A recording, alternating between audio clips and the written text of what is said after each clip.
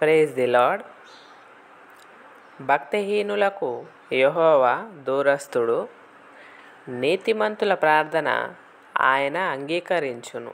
సామెతల గ్రంథము 15వ అధ్యాయము 29వ వచనము.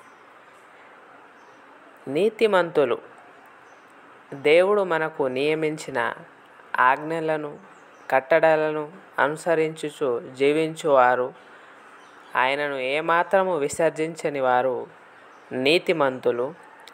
నీతిమంతులకు కలుగు ఆపదలు అనేకములు.